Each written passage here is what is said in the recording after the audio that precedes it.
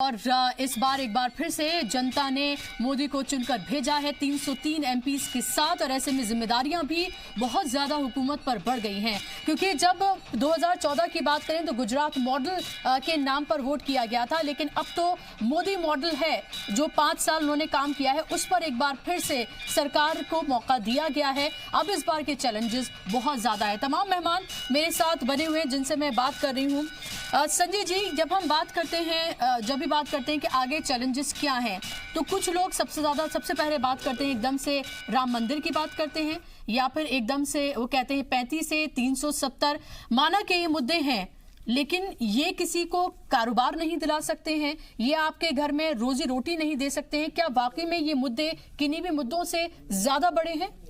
देखिए, मेरा ऐसा मानना है कि अगर आप फैक्चुअली सोचे, फैक्चुअली बिल्कुल इंपॉर्टेंट नहीं है, लेकिन ऐसा नैरेटिव बना दिया गया है कि लोगों से आप कहीं पे पार्क में सुबह बात कर लीजिए। आज ये कहना बहुत आसान है कि इस पॉलिसी की वजह से जीत गए, घरों में चूल्हे पहुंच गए। मैं इस बात से बिल्कुल, मुझे शक नहीं है कहने में कि ध्रुवीकरण किया गया जी। बिल्कुल निश्चित तौर पे हमारे देश में ये बात सच्ची बात है कि मुस्लिम हिंदू का डिवाइड भी हुआ। ये तमाम चीजें हुई हैं, उसके बाद जाके इतना अच्छा रिजल्ट्स आए हैं। That is okay, that's part of the game, I would say. लेकिन इसका इफेक्ट क्या है? क्या आज की खुशी के लिए फ्यूचर की खुशी आप का बलिदान कर रहे हैं? ये जो ध्रुवीकरण, ये जो डिवाइड अगर बढ़ती जाएगी तो कहां पे हम लोग लैंड करेंगे, ये ऊपर वाला जानता है। 370 आप चले जाइए, सुबह आप कहीं पे भी किसी जगह पे आप किसी फोरम पे बात कर लीजिए। आज सबसे बड़ा लोग कहते हैं भाई पहले 370 अब हट जाएगा, अब 35A हटेगा। 35A पे मैं आपको एक बात बता रहा हूं कैसे हटेगा। ये 35A में एक पिटीशन चल रही है जो सुप्रीम कोर्ट में, जिसकी सुनवाई चल रही है। मुझे बताते हुए वो उसमें ये चैलेंज किया गया कि 35A को रद्द कर दीजिए, अनकॉन्स्टिट्यूशनल है। अनकॉन्स्टिट्यूशनल डिक्लेयर करने के लिए कम से कम लीगली स्पीकिंग 5 जजेस की बेंच होनी चाहिए।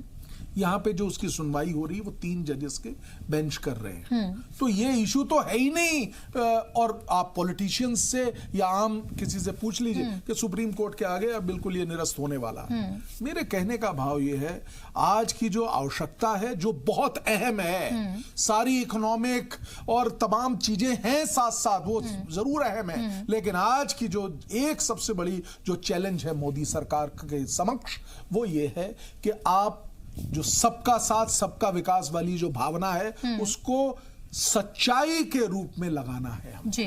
उसको ये देखना है कि अगर आप क्या 20 करोड़ लोगों को, 25 करोड़ लोगों को फेंक देंगे, ऐसी भावना मैंने सुनी है, तब मैं कह रहा हूं जी। आपको उनको पढ़ाना है, उनको मेन स्ट्रीम में लाइए, मिलके सब चलेंगे। बहुत अच्छा हमारा देश है और चलता आया है अभी तक, बिल्कुल कितने सालों से। इसको रुकने नहीं देना है। और हमें बड़ी आशा है इस नई सरकार से। मैं बता रहा हूं आपको, हम सब लोग ये रिक्वेस्ट करते हैं कि ये चीज होनी चाहिए, हम सबको इकट्ठा चलना है। अंबिकानंद साहे जी, जो संजय जी ने कहा है, क्या आपको नहीं लगता कि कोई खाई बनी है? क्या आपको नहीं लगता कि जो चीजें थी वो वैसी की वैसी ही हैं, या आपको लगता है कि इस बार चीजें और ज्यादा जो हैं इस इलेक्शन के दौरान कम से कम और ज्यादा खराब हुई है? हो सकता है कि अब जबकि सेंट्रल हॉल में वजीर आजम ने ये कहा कि सबका साथ, सबका विकास, सबका विश्वास की उन्होंने बात कही है, उन्होंने कहा कि अब तक डरा के धमका के उनको रखा गया है, एक वोट बैंक माना गया है, लेकिन जिन्होंने मुझे वोट किया, जिन्होंने नहीं किया, वो सब मेरे अपने हैं, मैं किसी भी एक बुरी भावना के साथ काम नहीं करूंगा। 2014 में भी हमने देखा था सबका साथ सबके विकास का नारा वहीं से आया था, लेकिन उसके बाद 5 साल भी हमने देखे। क्या अब फिर से जो कहा गया है, क्या उस पर उसी तरह से एतमाद, यकीन कर लिया जाए?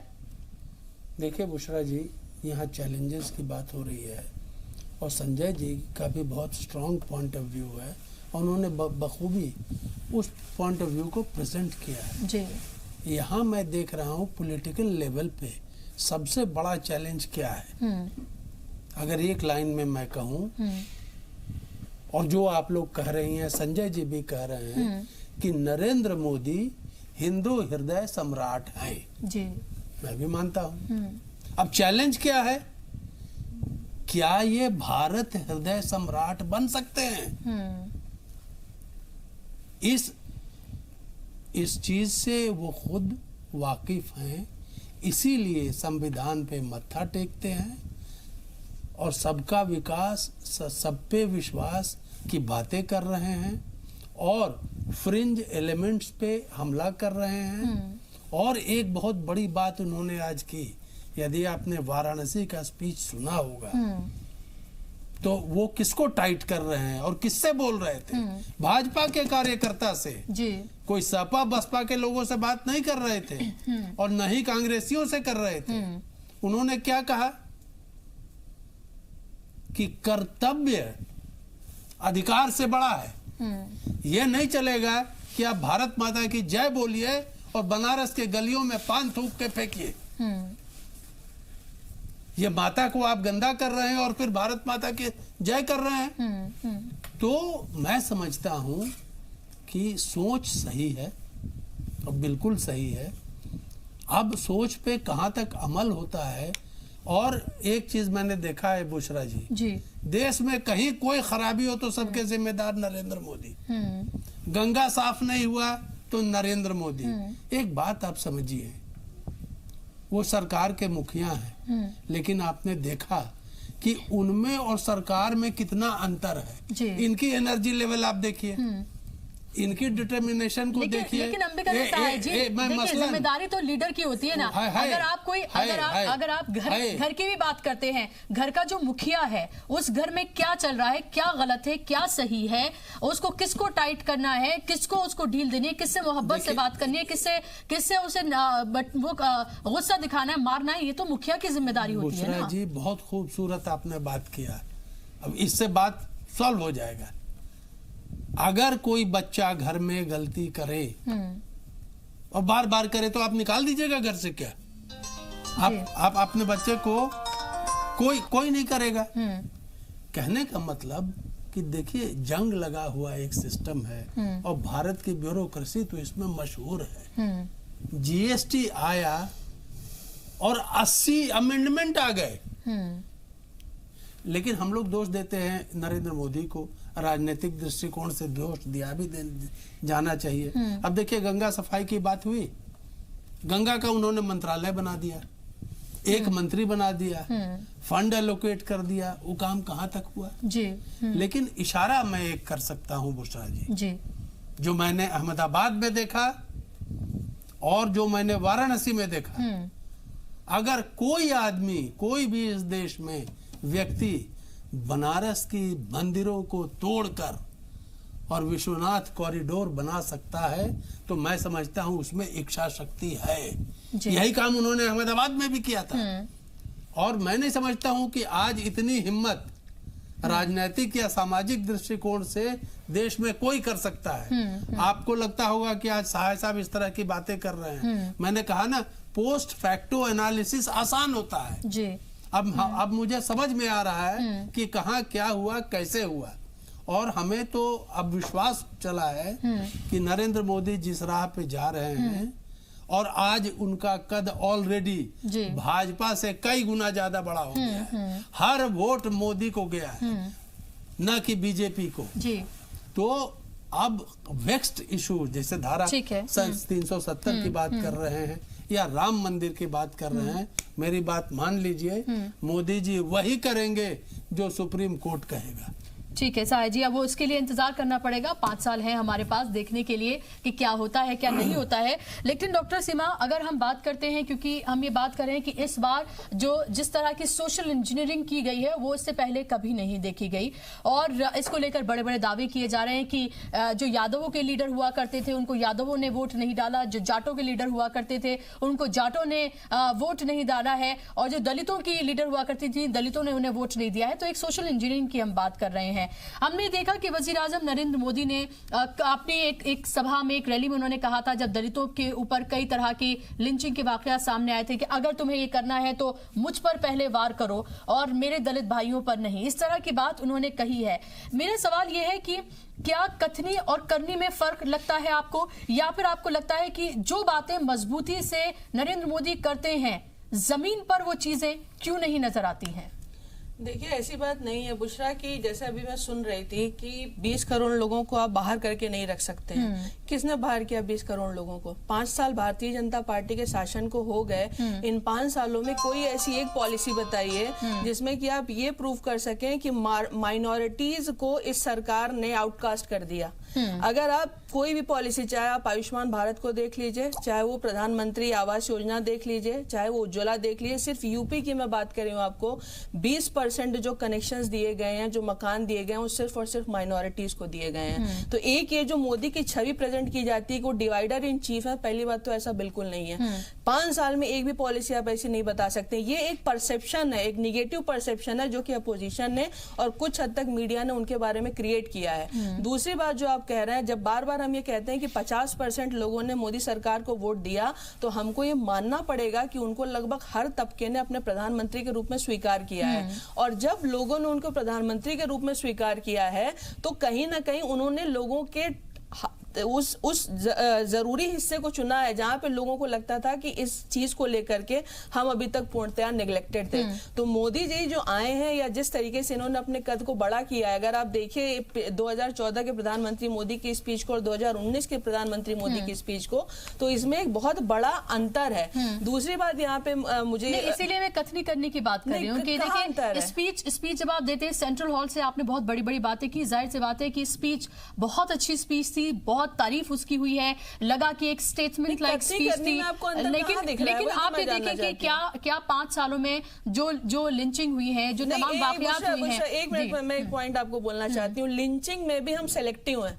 आप मुझे बताइए, केरला में कल एक हिंदू लड़के को मुस्लिम लड़की से शादी करने के कारण जिंदा जला दिया गया, क्या मीडिया ने उसको रिपोर्ट किया? बंगाल में जय श्री राम कहने के कारण बीजेपी कार्यकर्ता की हत्या जाती है। नहीं, मैं आपको बता रही हूँ, मेरी बात आप सुनिए। अगर यही पता नहीं चला, नहीं, मुझे बिल्कुल पता चला है। अगर यही उल्टा होता ना, तो मीडिया इसको मोदी सरकार के ऊपर अटैक के रूप में ब्रह्मास्त्र की तरीके से इस्तेमाल करती। एक खबर के रूप में एक चीज को दिखाना और उसे सेंसेशनल बनाना, दोनों में बहुत बड़ा अंतर है। से नकार रही है कि ऐसा कुछ नहीं है? नहीं, बिल्कुल है, लेकिन ये दोनों तरफ से हमें एक बैलेंस क्रिएट करना पड़ेगा। जो एक निगेटिव प्रोपेगेंडा हम चलाते हैं ना, कि नहीं सिर्फ इन्हीं को टारगेट किया जा रहा। आप मुझे बताइए, अगर बीजेपी इतनी सांप्रदायिक पार्टी है, या संघ इतना सांप्रदायिक है, 20-20 स्टेट में बीजेपी ने रूल किया है, और 1-2 साल नहीं 15-15 साल शासन में रही है।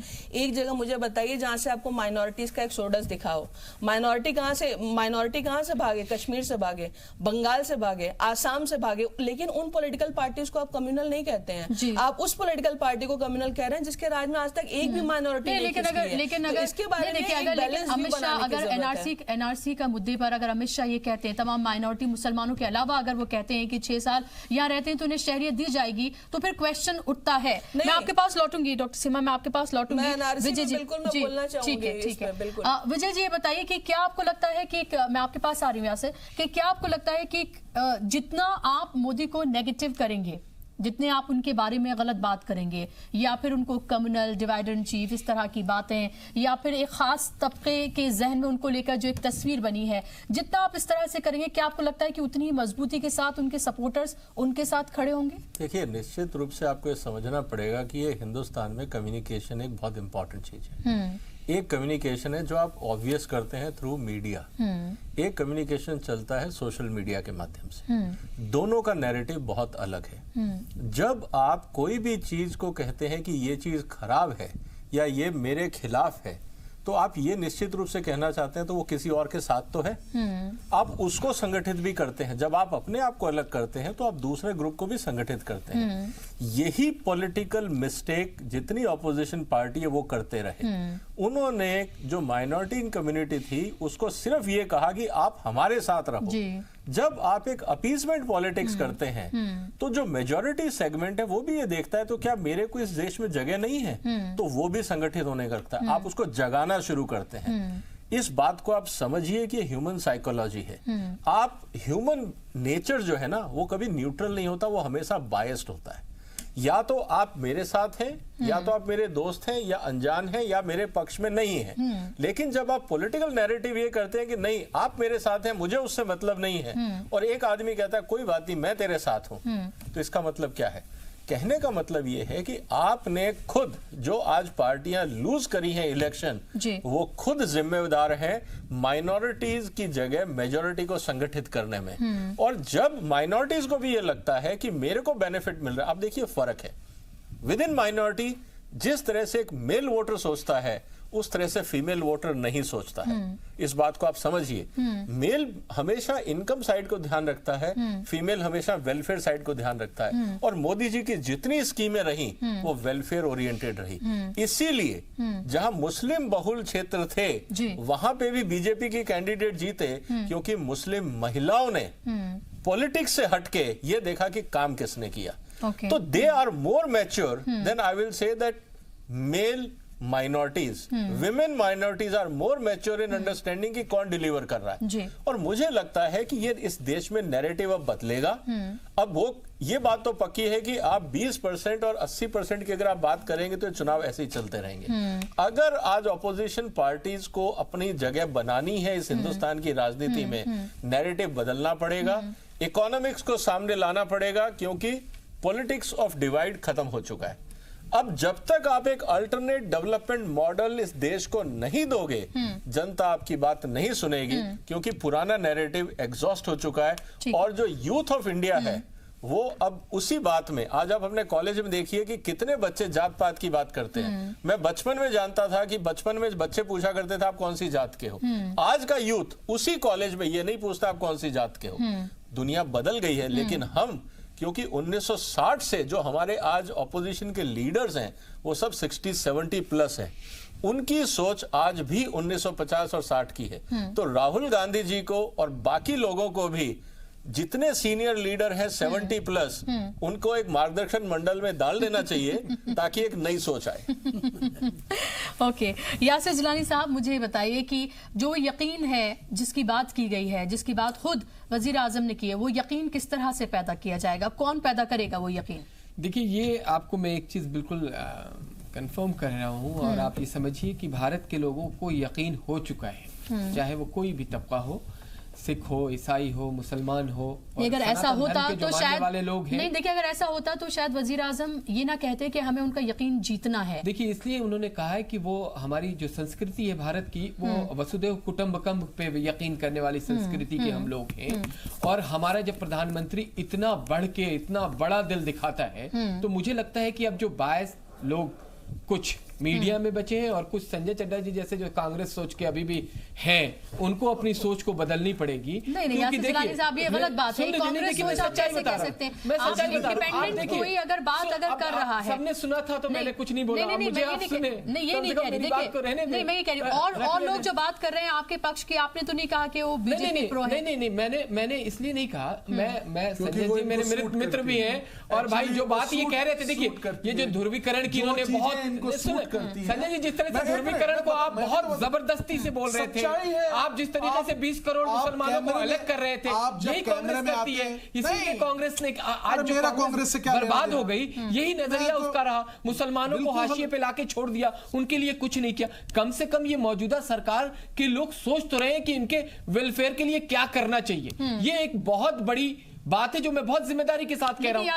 मैंने भी यही कहा कि ये सरकार सोच रही है और हमें वेट कर रहे हैं कि ये कब वो सोच जो है वो सामने आएगी। आप देखिए, मैं आपको बार बार ये बताने की कोशिश कर रहा हूं, जो 5 साल की 126 योजनाएं हैं ना, उसमें से आप कम से कम 12 योजनाएं, मैं 126 की बात नहीं कर रहा हूं, उसके आंकड़े निकाली और देखिए कि किस तबके को इस सरकार ने नहीं टच किया है। आप यकीन मानेंगे, हैरान रह जाएंगे, क्योंकि आप लोगों के पास इसके लिए वक्त ही नहीं रहा कि ये जानने की कोशिश करें। ऑपोजिशन अगर ये जान जाता तो आज चुनाव में नतीजे इसके थोड़े अलग आते। वो तो उसमें था कि हम सिर्फ अनर्गल बातें करके, झूठ बोल के, रफाल जैसे बेकार के मुद्दे को लाके, चौकीदार जैसा नारा देके, जो भारत को पसंद नहीं आया। भारत को यह पसंद आया कि किस तरीके से एक आदमी अपने आप को 24 घंटे आपके साथ कनेक्ट करता है, कैसे लोगों को। आप देखिए कि भारतीय जनता पार्टी जब चुनाव लड़ रही थी, उसके संगठन के लाखों कार्यकर्ता कॉन्स्टिट्यूएंसी में काम कर रहे थे और कांग्रेस मीडिया और टीवी और तमाम अपने पत्रकार बंधुओं के साथ एक खेल खेल रही थी कि हम बदनाम करें। उस बदनामी का ये उनको सामना करना पड़ा कि आज कहां से कहां चले गए। अभी भी वक्त है, देखिए चीजों को संभाल सकते हैं अपोजिशन के लोग, लेकिन जो इस वक्त सामने एक ऐसा चरित्र आ गया है, एक ऐसा मसीहा जिसको लोग कह रहे हैं, जिसने जो डिलीवरी करने का जो तरीका है प्रधानमंत्री नरेंद्र मोदी का, वो वाकई 5 साल में, मैं तो सिर्फ 2014 से 2019 की बात कर रहा हूं, 2019 से 2024 का जो भारत आप देखेंगे, दुनिया के लोग भारत की तरफ जो देख रहे थे, उसकी कूटनीति का जो लोहा मान रहे थे, वो भारत से सीखने आएंगे। भारत में अब एक नया सिस्टम शुरू होगा। जैसे लोग अमेरिका और लंदन जाते थे, अब अमेरिका और लंदन के लोग भारत आके सीखेंगे। इलेक्शन खत्म हो गया। नहीं, मैं आपको सच्चाई बता रहा हूँ। मैं तब भी जब कह रहा था तो आप कह रही थी मैं इलेक्शन कैंपेन मोड में हूँ। आज भी मैं सच्चाई बता रहा हूँ कि हम लोग काम पे शुरू हो गए, खत्म हो गया है। देखिए उन्होंने सेंट्रल हॉल में क्या बात कही।